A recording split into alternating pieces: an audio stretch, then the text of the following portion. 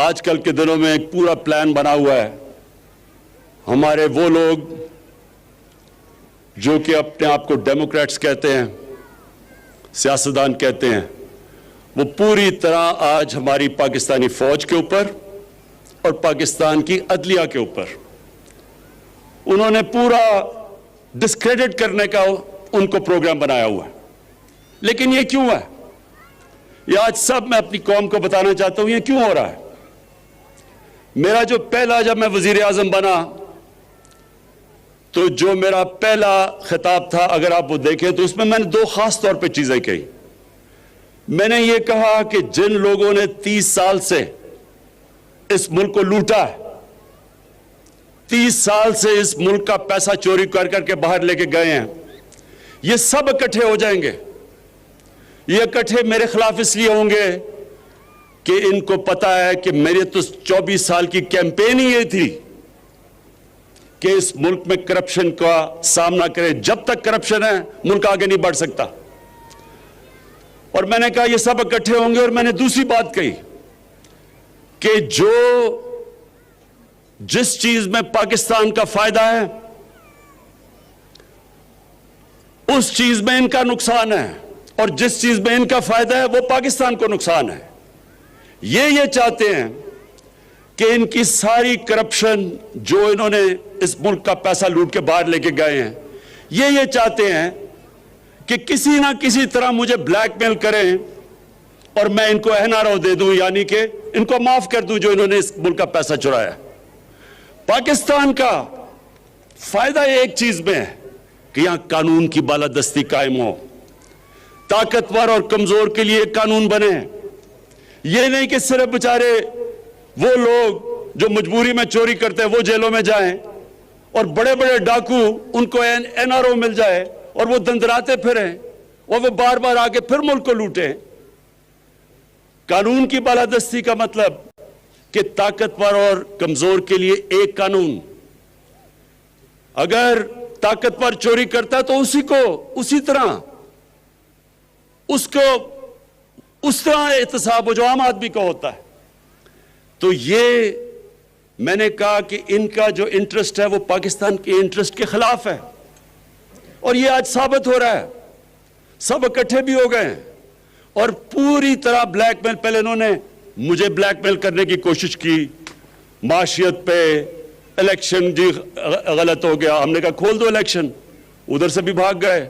معاشیت اللہ کا شکر ہے کہ ایک وہ ملک کے چھوڑ کے گئے تھے جس کا دیوالیہ نکلا ہوا تھا, اللہ کا کرم ہے کہ وہ بھی صحیح طرف لگ گیا ہے. اس کے بعد کرونا کے اوپر انہوں نے کوشش کی. آج دنیا اکنالج کرتی ہے کہ جس طرح پاکستان کرونا سے نکلا ہے شاید ہی کوئی اور ملک نکلا ہو. پھر فیٹف کے اوپر جو ہندوستان پوری کوشش کر رہا تھا کہ پاکستان کو فیٹف میں بلیک لسٹ کروائیں, اس پہ بلیک میل کرنے کی کوشش کی, اس میں بھی میں بلیک میل نہیں ہوا. تو اب انہوں نے پاکستانی فوج کی طرف, پاکستان کے آرمی چیف, ISI کے چیف کے اوپر اب انہوں نے بندوقیں تانی ہوئی ہیں. پہلے تو میں آج اللہ کا خاص شکر ادا کرتا ہوں کہ اگر یہ ISI کے چیف کو اور آرمی چیف کے خلاف بات کر رہے ہیں, اس کا مطلب میں نے بالکل ٹھیک ان کو منتخب کیا. یہ میری سلیکشن بالکل ٹھیک تھی, کیونکہ اگر یہ ڈاکو ان کے خلاف بول رہے ہیں اس کا مطلب وہ ٹھیک لوگ ہیں.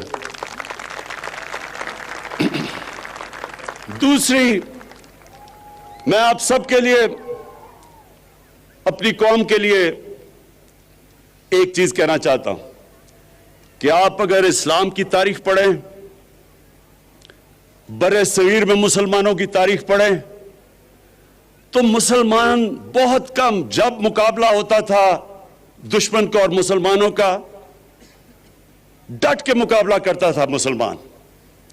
لیکن نقصان مسلمانوں کو تب سب سے زیادہ پہنچایا مسلمانوں کے میر جعفر اور میر صادق نے. یہ وہ غدار تھے جو اندر سے سازش کر کے مسلمانوں کو انہوں نے, ان قوموں کو غلام بنا دیا صرف ذاتی فائدوں کے لیے. قرآن شریف میں منافق کا درجہ کافر سے نیچے رکھا ہوا ہے. کیونکہ وہ آپ کا بننے کی کوشش کرتا ہے, وہ اندر سے جڑیں کاٹ دیتا ہے. جنگ خندق میں جب نبی صلی اللہ علیہ وسلم مکہ کے کفار کا مقابلہ کر رہے تھے تو اتنا ہی بڑا جتنا کفار کی فوج تھی, اندر منافقین سے خطرہ تھا, اور اس لیے اللہ نے کہا تھا کہ ان کا درجہ کافر سے نیچے ہے, یہ زیادہ نقصان پہنچاتے ہیں. اور آج ہم پاکستان کے میر جعفر, میر صادق اور میر ریاض صادقوں کو دیکھ رہے ہیں. یہ وہ لوگ ہیں جو آج نریندر مودی کی زبان بول رہے ہیں. دنیا نے کہا کہ جس طرح پاکستان نے پلوامہ کے بعد اپنے آپ کو کنڈکٹ کیا, مجھے سارے دنیا کے ہیڈز آف سٹیٹ کے مبارکی کے میسیجز آئے, اور یہ آج کہہ رہا ہے کہ جناب پاکستان نے ڈر کے کیا, جو کہ نریندر مودی نے ساری الیکشن کیمپین کی تھی اس پہ. اور سارا مقصد, ان کا مقصد ہے کیا؟ سارا مقصد ایک ہے کہ کسی نہ کسی طرح عمران خان بلیک میل ہو کے ان کی اربوں روپے کی لوٹی ہوئی دولت جو باہر لے کے گئے ہیں وہ کسی طرح اس کے لیے NRO دے دے, معاف کر دے. میں آج اپنی ساری قوم کو کہنا چاہتا ہوں کہ عمران خان کبھی ان ڈاکوؤں کو معاف نہیں کرے گا, بلکہ جس طرح انہوں نے ہماری عدلیہ کو اٹیک کیا, عدلیہ کے اندر بھی کوشش کریں کہ ایک جج کو اوپر چڑھا دیں. جب ان کو معاف کیا گیا حدیبہ پیپر مل میں سپریم کورٹ نے, تو تب وہ عدلیہ ٹھیک تھی, لیکن جب ان کے خلاف 5 ممبر بینچ کا فیصلہ آتا ہے جو آج باہر بھاگا ہوا ہے, اس کے اوپر منی لانڈرنگ کا فیصلہ آتا ہے, تو تب عدلیہ بری ہے. اسی طرح جو فوج کے اوپر پریشر ڈالا ہوا ہے, یہ صرف اور صرف کوشش ہے کہ کسی طرح ہم اتنے پریشر میں آئیں کہ ہم ان کو معاف کر دیں. اب تک میرا پورا زور تھا پاکستان کی معیشت ٹھیک کرنے کا, کیونکہ ہمارے ملک کی معیشت کا بہت برا حال تھا. معیشت کے اوپر ابھی بھی میں زور لگاؤں گا. یہ میں آپ سب کو کہہ دوں کہ ابھی بھی انشاءاللہ معیشت پہ زور لگا رہے ہیں, کیونکہ وہ اللہ کا کرم ہے صحیح طرف نکل گئی ہے. لیکن اب میں قانون کی بالادستی کے اوپر اتنا ہی زور لگاؤں گا.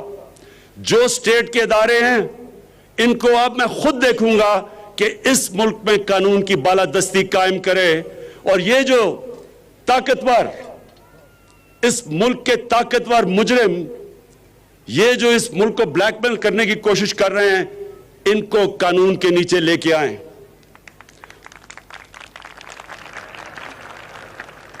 اور انشاءاللہ آنے والے دنوں میں آپ دیکھیں گے کہ کس کی ٹانگیں کامتی ہیں اور کس کے ماتھے پہ پسینہ آتا ہے. یہ ساری قوم دیکھے گی. شکریہ.